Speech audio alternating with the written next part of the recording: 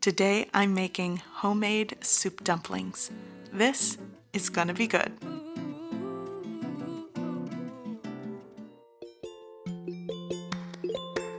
Okay, today I'm making soup dumplings. Now, one important ingredient to the filling is going to be this jelly congealed broth. So here I'm starting with 4 liters of water.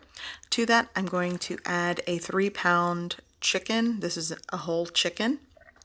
And I'm also going to be adding some pork skin.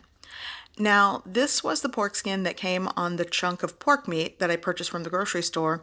I probably could have used 2 more pieces of this, but I'm working with what I got today. And that's going to actually help make this congeal.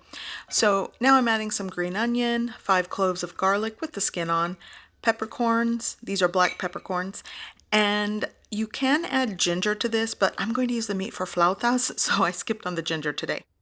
I'm going to crank up the heat, and I want to bring this to a boil. And to expedite that process, I'm going to cover with a lid. Now, once it starts to boil, I'm going to remove the lid, and I'm just going to let this continually simmer and boil for 4 hours. You could make this the night before. I will be skimming off anything that floats to the surface. Now, this is around 2.5 hours in, and I'm going to remove the chicken because it's falling off the bone, but I will be leaving the bones and the skin back into the broth to let it continue to simmer for the remainder of the cook time. Ultimately, from those 4 liters of water, I'm going to end up with about 1 liter of broth. Now, it's important that you do boil it down because if you don't, then it won't congeal. So here I've taken 2 cups of the broth and I'm going to pour this into a baking sheet, and I'm going to let it cool completely on my countertop and then place in the refrigerator until it gets like jelly. I'll come back to this when it's done, but I'm going to move on and make the dough. For the dough, I'm going to be working with 227 grams of bread flour. Bread flour has a higher protein content, in turn will give it a chewier texture, but all-purpose works as well. Here I've added a 1/4 teaspoon of salt. Now I'm going to give that a mix. Little by little, I'm going to add 113 grams of hot water. That's around 7 to 7.5 tablespoons of hot water. Now, as you knead it, you might feel that it's a little dry, and that's okay. Keep working with it until it comes together. Then I'm going to start kneading it onto my work surface, and eventually it will get tough. So at that point, just cover it with a bowl and let it rest for about 15 minutes. And then you can start kneading again. You'll want to knead until the surface is smooth and it springs back to touch, just like this. Now I'm going to put it back on my work surface, cover it with a bowl, and you'll let it rest for about 45 minutes to an hour. In the meantime, I'm going to work on the filling. Here in my food processor, I'm going to add 1 pound of pork meat. It's a combination of pork meat and pork fat. You do want fat into this mix. You can also just buy it pre-ground at the grocery store. By the way, I'm actually making a double batch compared to the amount of dough, but I will give you the single recipe in the description below. Well, the ingredients, that is. Okay, so my pork meat is ready. To my pork meat, I've added scallions, ginger paste, minced garlic, white pepper. I'm also going to add sugar. Here I have a tablespoon of light soy sauce, 2 teaspoons of Shaoxing cooking wine, salt, and I'm going to give it a mix and combine well. Okay, so that's combined. Now it's time to add that jelly congealed broth that I made. And I'm just going to take a fork, break it apart, scrape it up, and add it right into my pork mixture. And this is what makes the filling to these soup dumplings soupy. So after giving it a mix, I realized I need to add some sesame oil. So I'm going to add some sesame oil, combine, and the filling is done. Okay, so the dough has rested for about an hour, so now it's time to separate and start making the dumpling wrappers.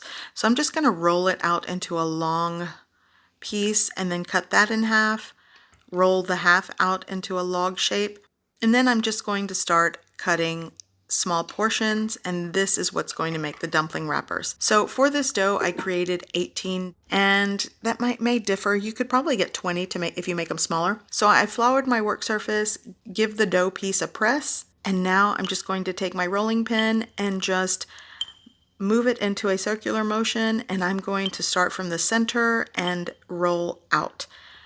Ultimately, you're going to end up with a 4.5 to 5 inch round disc, and it's going to be thinner on the edges and thicker in the center.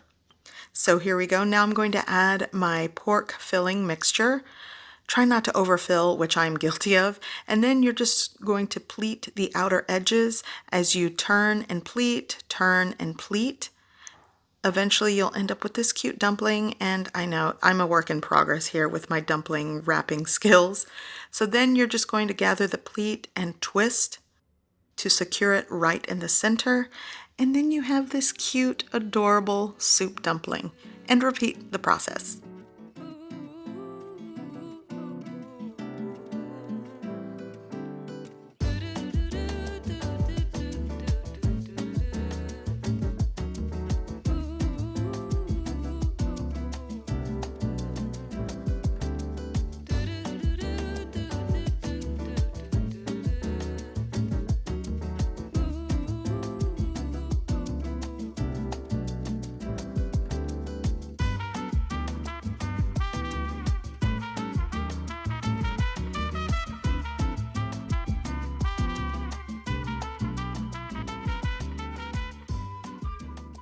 Okay, so all 18 of my soup dumplings are assembled. I've placed them on leaves of cabbage. You could also use parchment paper, and I'm going to steam these.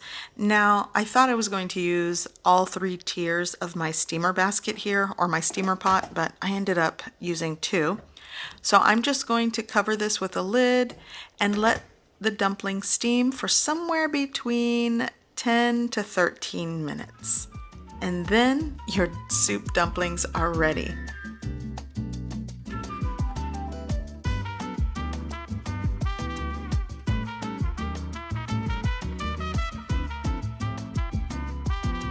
So as you can see, I opened up the soup dumpling and there's the broth. It's so flavorful. They're just so good.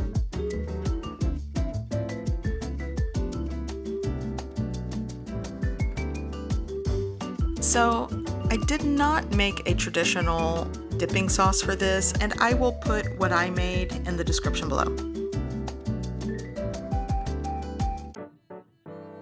So I hope you give this recipe a try. I hope you like it, and thanks for watching.